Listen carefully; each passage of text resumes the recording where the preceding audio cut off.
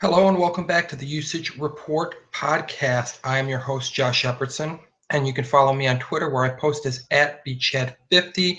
And let's jump right into things and look at the Buffalo Bills backfield. The situation has kind of taken some twists and turns there. Initially, head coach Rex Ryan had stated that LaShawn McCoy was playing at less than 100% and estimated that he was at about 80%, but said that he's playing on a leg and a half.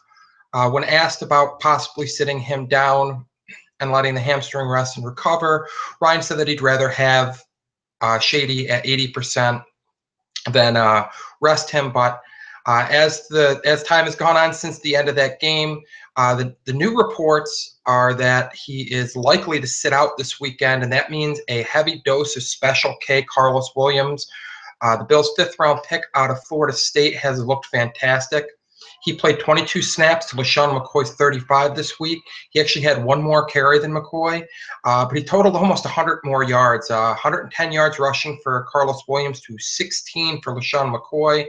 And he did find pay dirt for the third week in a row.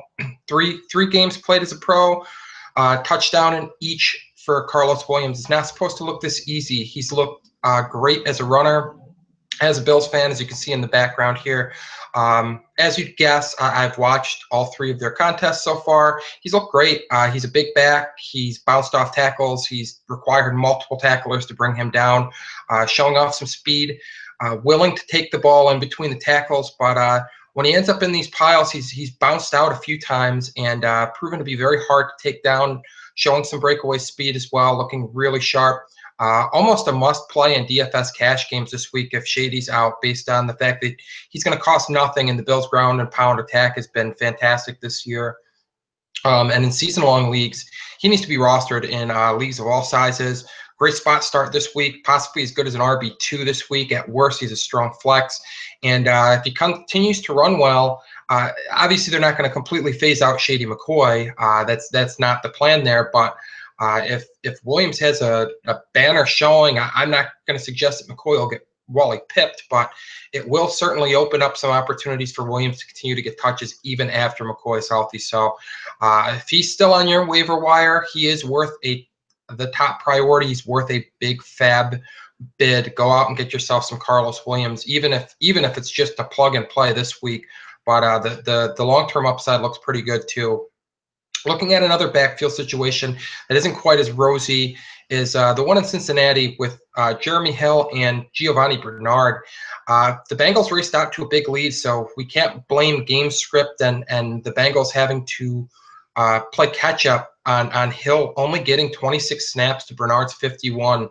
The carry distribution was more even. It was 13 carries for Gio Bernard to 12 for Jeremy Hill. But again, Bernard, the more effective runner, 49 yards rushing to 21 for Hill.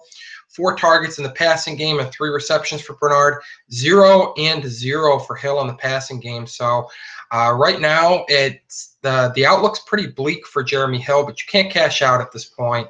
Unless somebody's willing to overpay. You're almost stuck waiting it out, hoping he rebounds. He is a big back, so you can count on him.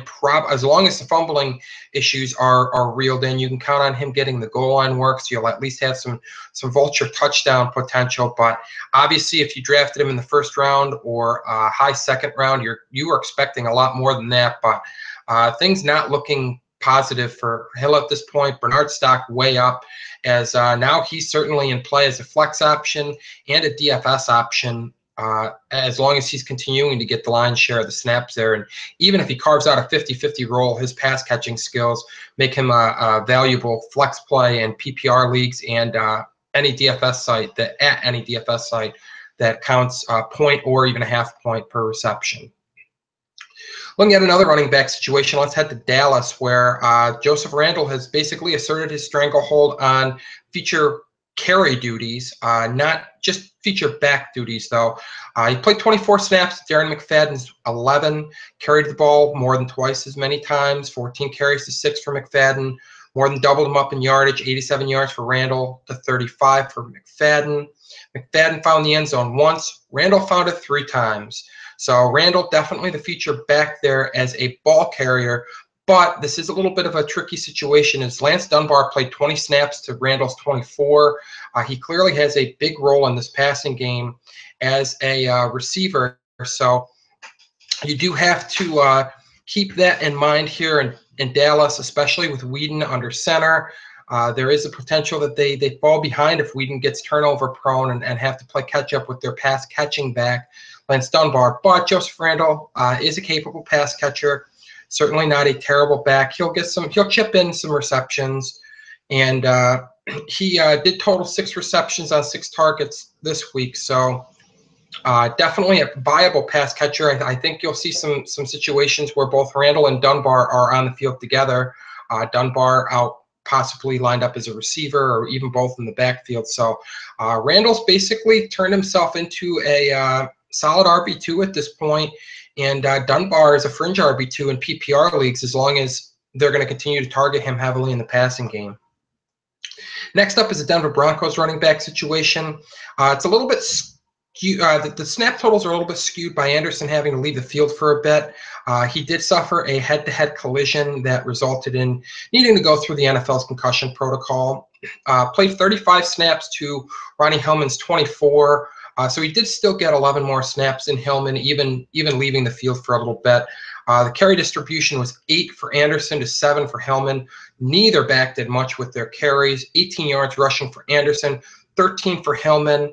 The running game just looks lost for the Broncos right now. They played in prime time. I'm assuming most of you saw the game yourself, so you don't need to tell me how stifled they were by the Lions front 7. But the Lions did have a good run defense last year, do have a pretty good run defense this year, so I'm not overly concerned. Obviously, those who spent a first-round pick on C.J. Anderson are in the same boat as Hill in terms of disappointment thus far this year, but I will say that the outlook is much brighter for Anderson. I do think that there is a buy low period right now.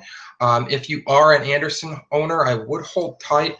The upcoming schedule lines up favorably, and there are some soft defensive units, rush defense units on the schedule for the Broncos here. So I do think you're going to see him get going.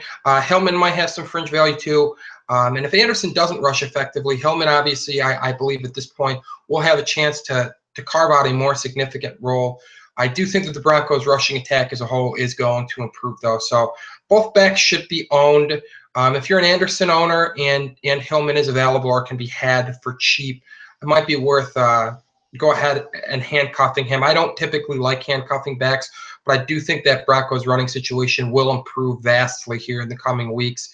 And if having both backs can be viable in that case, because they are making a concerted effort to run the ball, and they do have a schedule that lines up favorably for some fantasy points. Next up is the Detroit backfield that's been a three-headed monster. One of the backs hasn't been much of a monster, though. Joique Bell played 25 snaps, carried the ball 10 times for just 6 yards, and total 1 target for 1 reception. Was not particularly good on the ground as that notes, and he did have the lone rushing touchdown for the club this week. Amir Abdullah was the more effective runner, but that's relatively speaking. 8 carries for 23 yards, did catch 2 passes as well. Most importantly, he played 37 snaps. It was the most snaps that he's played in a game this year. Even with Theo Riddick lurking, he did have 10 targets and 8 receptions. Amir Abdullah looks like the guy that should be getting the ball between the 20s.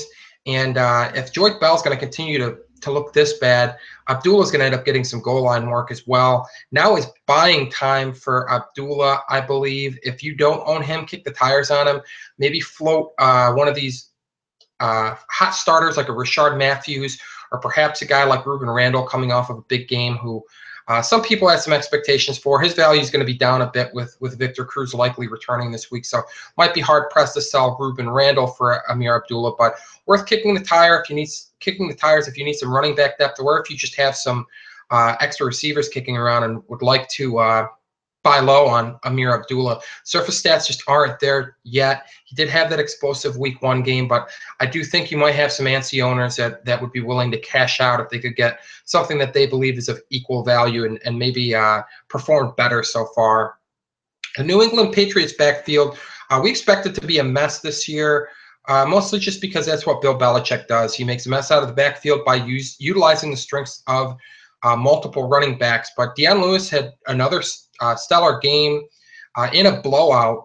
Total 37 yards rushing on 8 carries, also had 5 receptions. Clearly, he is being utilized heavily in the passing game. And even with the team up big, they did throw the ball quite a bit. So it looks like they really want to stick it to the league at this point. And I don't like to get into narratives, but we've seen this before. The Patriots pulled the same thing after they got busted for Spygate. They really wanted to run up scores. They really wanted to embarrass the NFL and other teams. And looks like they're hell-bent on doing the same again this year. So even with some big spreads, I think you're going to see Dion Lewis play a ton of snaps, even in these blowouts, catching some passes, maybe when they're up 2 and 3 scores in the second half. But LeGarrette Blount's also going to have some value, as he did this week. Found the end zone 3 times. All 3 rushing touchdowns were from 1 yard out. He's going to be the guy that salts away these big leads. So when you do see the Patriots have 8.5, 9.5, double-digit point spreads this season, he's going to have some flex appeal, but he's certainly not bulletproof. There is some risk that they're just going to continue to air the ball out and let Lewis get some carries. And it also is worth noting that Dion Lewis did have a touchdown run. It was an 8-yard carry, so don't immediately dismiss the possibility of Lewis getting some touches in the red zone within the 10-yard line. It's not necessarily just going to be the blunt goal line vulture show, as they may be willing to use the pass catching back, the smaller elusive back Lewis down in the goal line. And we've seen this before. We've seen them do it with Shane Vereen and guys like Danny Woodhead in the past, so not entirely surprising. Next up is the St. Louis Rams backfield, which got crowded this week with the return, or with the debut, I should say, not the return of Todd Gurley. He finished 3rd in snap total behind Trey Mason with 23, Benny Cunningham with 15, and Gurley with 14. Eventually, expect Gurley to ascend up that snap count chart and take the lion's share of the carries. My guess is that it's a few weeks before we'll see that.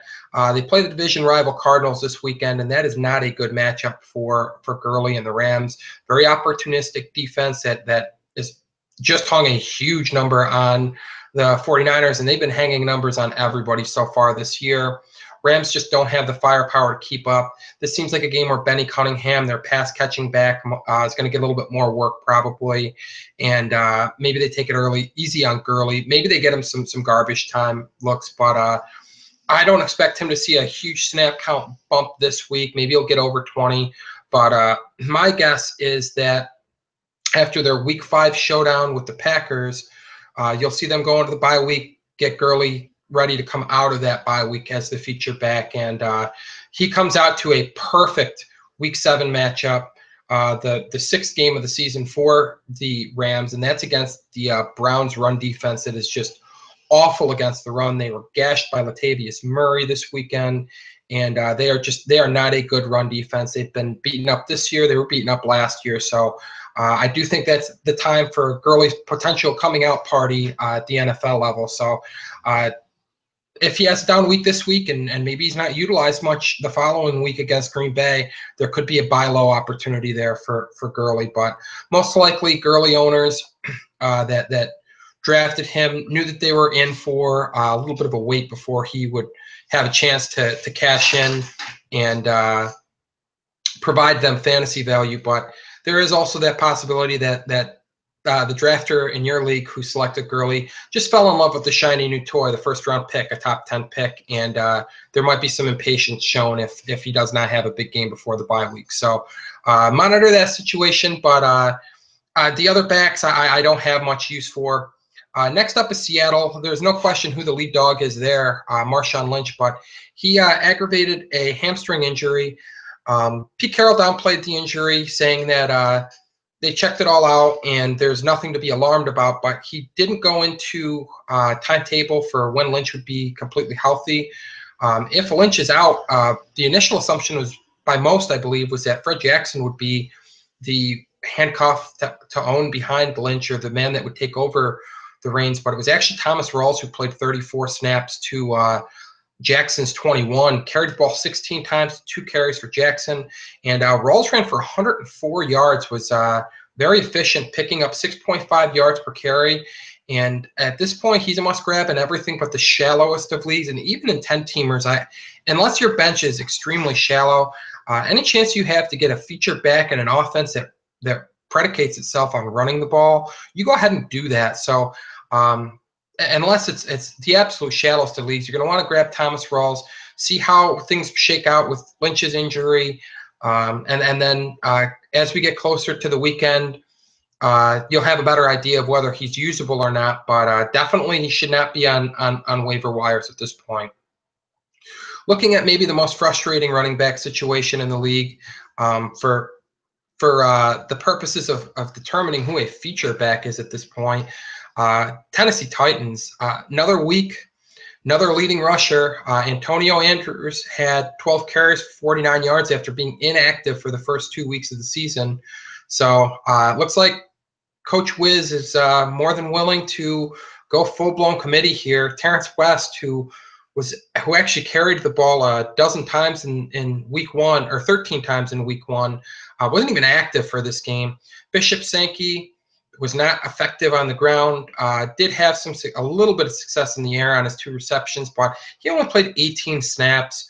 Dexter McCluster has been the guy who's gotten the most consistent playing time, but he's not really much of a running threat. Week 2 was an aberration. He's an occasional pass catcher, but he really just hasn't made a ton of noise even in that capacity. So this is a complete mess. I would avoid it basically at all costs. The only back that I think could still emerge with some value is Bishop Sankey, but that at this point feels like a long shot. And unless you're in a 14-team league or larger, I don't see a point to owning him. If you are in a 14-team league or a 14-team league, pickings are slim. He has shown some pass catching talents and a little bit of running skills this year. He's found the end zone a few times. And most importantly, Marcus Mariota has looked good and kept this offense more than afloat. He's actually put some points on the board. So definitely a better offensive situation than I expected coming into the year. So perhaps Sankey shakes himself loose of this RBBC, but I'm not seeing it at this point. And in shallow leagues, you can go ahead and cut bait with any of these backs that you own. The last running back situation we're going to dive into is that of the Washington Redskins. And go ahead and raise your hand if you saw Chris Thompson leading the backfield in snaps. And go ahead and put them down now, liars. He certainly was in the mix to get some snaps. I'm not gonna drill you guys too hard. If you are Chris Thompson truthers of some sort, he's definitely a pass catching option in that backfield, and that was the capacity he was used in this week. The turnover-prone Curtis Cousins-led Redskins fell behind, and as a result, it was basically the Chris Thompson show in the backfield. Matt Jones did play 26 snaps, had 11 carries for 38 yards. Fred Morris played just a dozen snaps, only 6 carries, 19 yards. Jay Gruden's come out and said the typical coach talk of Morris needs to be our lead dog. We need to get him more involved and things of that nature. But usage kind of speaks volumes here. And even in the early going, when the game wasn't out of hand, Matt Jones was still seeing significant playing time. This situation's a mess. Morris, I do think they will try to get him more touches, but his value is capped by the presence of Jones, who they are more than willing to run the ball with and use a little bit as a pass catcher. I'm doing a 180 on my stance last week. He's no longer a comfortable RB2. He's a flex option at best, and one who's certainly capable of laying an egg. So this situation's a mess. I actually think Matt Jones is the best back to own there, but it's hard to feel good about using any of them as more than a fly or flex. And we need to see more of them holding onto the football and not getting into these passing situations where Chris Thompson could just make a mess of everything. Next up are a few wide receiver and tight end situations that are worth monitoring. And I'll be the first to admit I was not big on Roddy White coming into the season. But coming off of last week, I did think they would make some kind of concerted effort to get him the ball a little bit. He played 64 snaps and received 0 targets. So even the pessimistic me in regards to Roddy White is a little bit surprised by the showing this weekend. Julio Jones, target machine, as he should be. Kudos to them for getting him the football. That's what you're supposed to do with your weapons like Julio Jones. But Leonard Hankerson looking like the second best receiver on that team at this point. 6 targets, 3 receptions, 45 yards. Certainly not a world beater performance after last week where he caught a touchdown and played a little bit better than that. But he's a deep threat. Eventually, you would think that teams are going to do a little bit more to take Julio Jones away. Maybe it's not going to matter because Julio Jones is a freak, but Roddy White just not asserting himself at all. Tight ends were non-factors this weekend, so Hankerson's stock is up again. I do think he's worth owning on your bench in 12-team leagues or leagues that are larger than that. Might help you get through some bye weeks. Look at the opponent, see how they defend number 2 receivers. Football Outsiders will start having that information up here pretty soon. Check out Pro Football Focus to see how some of these cornerbacks grade out, and you might have some sneaky flex appeal with Leonard Hankerson, or maybe even wide receiver appeal if the matchup's perfect in the coming weeks. Next up is Cleveland Browns, and another situation where I didn't give enough credit to a receiver. I guess in the case of White, I gave too much credit to the receiver, but Travis Benjamin targeted 10 times, 4 receptions, 45 yards, and he found the end zone again. 3 weeks, 3 receiving touchdown, or 3 weeks of catching a touchdown pass, I should say. He has more than 3 receiving touchdowns. And Josh McCown was under center this week. I was interested to see how he would spread the ball around since we'd seen Johnny Manziel the previous better part of 2 weeks. McCown was hurt very early in the first game when he went diving towards the end zone and was basically turned into the helicopter top there, getting spun around and going through the NFL's concussion protocol. But he was back. He aired it out quite a bit. Used tight end Gary Barnidge a lot, throwing to him 10 times. And Barnidge recorded 6 receptions for 105 yards and a touchdown, but don't expect that kind of production from Barnidge again. Basically, that's a product of the Raiders being lost defending tight ends, and that is a defense to stream tight ends against this year. That is a defense to use tight ends against in DFS. They've been burned by Barnidge. They've been burned by Crockett. They've been burned by Tyler Eifert. That's 3 tight ends that have absolutely lit them up. But back to Travis Benjamin. He looks like the lead receiver in Cleveland. Maybe a little bit better than that home run Kenny Stills-like threat that I referred to him as. And when I talk Kenny Stills, I'm not talking this year's Kenny Stills. He's been lost in Miami. But I'm talking 2004 Kenny Stills with Drew Brees. But I'm going to say Benjamin stock's a little bit better than that. Defenses, I would imagine, will start to take him away. This isn't a Julio Jones type talent here, but can stretch the field. Does have that home run ability every week. So even if he has a down week, he is capable of salvaging that late with a home run catch. But the volume, certainly liking the volume there. None of the other receivers stand out as being worthwhile. Brian Hartline led receivers in receiving yards with 96 this week, but we know the story on Hartline at this point. He'll occasionally have a game like this where he produces, but not a big touchdown threat and just not a big play receiver. A couple more situations to look at. We got the Indianapolis Colts, and that window for owning Dante Moncrief on the cheap or for free from the free agent pool is closed. Another week, another touchdown. He played more snaps than any other receiver this week. Was targeted 6 times, hauled in 4 receptions for 32 yards and a touchdown. Yardage output, receptions output, not through the roof, but certainly good. And once you bolster it with the touchdown grab, T.Y. Hilton was the best receiver in terms of yardage again this week, most targeted. He's going to be most weeks, but the reason I'm choosing to highlight this again this week in the usage report is because Andre Johnson was once again a non-factor. Depending on what outlet you prefer, he was either targeted 1 time or 0 times. PFF credited him with 1 target. ESPN credited him with 0. And he just looks like a man that's in the midst of a cliff season. Maybe they'll make a concerted effort to get him involved in the offense, but I'm not holding my breath at this point. I wasn't high on Johnson coming into the year. The guy who could be the primary beneficiary here would be Philip Dorsett. Played just 14 snaps, but he made the most of them. Was targeted 3 times, caught 2 passes for 43 yards and a touchdown. He already has 3 grabs of 20-plus yards on the year. He's a guy who is a home run threat, kind of in that Kenny Stills mold of a few years ago. And should Hilton suffer an injury or Moncrief suffer an injury or Johnson just continue to be ineffective, Dorsett would step in as the number 3. There is some growth potential there, and as a rookie, you'd expect as the season goes on and he becomes caught up to speed with the NFL, that he's going to improve. And I think forward-thinking owners in deep leagues with a bench spot to burn should go ahead and grab Dorsett, as there could be some late season value with him. Don't need to stick him in just yet, but Johnson looking lost right now, and for a Colts team that needs to win and win now. They won this weekend after getting drubbed the first 2 weeks by AFC East opponents. They got to keep winning, and they don't have time to wait for Andre Johnson to figure it out. So if he's going to continue to struggle, expect them to shake things up a little bit. Last receiving situation we're going to look at is in Seattle.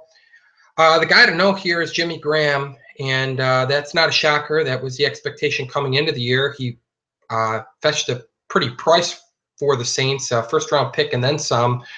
And he finally had what I'll call his coming out party with the Seahawks, because not sure how much higher a ceiling really is than this. 8 targets for 7 that totaled in result in 7 receptions, 83 yards and a touchdown pass. This offense is just not one that airs it out a ton. So not really sure how much higher Jimmy Graham's ceiling is than this, but you still take a 7-catch, 83-yard touchdown performance, and he's far and away the top pass-catching threat in that offense. Behind him, Tyler Lockett really not getting it going in the passing game, electric on special teams, and so they're certainly thrilled with that pick, I'm sure, but not really making waves as a pass catcher just yet. And then Jermaine Kearse led the team in targets, receptions, and receiving yards amongst receivers. Sorry, just to get that distinction out of the way. For the second week this year, alternated that distinction with Doug Baldwin, who caught just 3 receptions on 3 targets for 35 yards. Neither of these receivers is exciting. Both should be left on the waiver wire in 12-team leagues or shallower. In 14-teamers, if I'm selecting between the two, I would take I take the bigger Kearse, but it's not something that I have great conviction about. Not a big fan of Baldwin or Kearse. It'd really just be roster filler at that point, most likely on and off your roster. And with that, that's going to wrap things up for this week. Thank you for tuning in. Check out all the great content at Fantasy Football Cafe, where we've got injury updates and waiver wire content and the usage report weekly, as well as some other great stuff. And then the forums are your friend. Get on there, meet some passionate fantasy football gamers, discuss strategy, talk about how you're enjoying the games, brag about how you're doing in your leagues. Get in on the fun. That we only get so many weeks of this every year, so make the most of it, and hop on fantasyfootballcafe.com.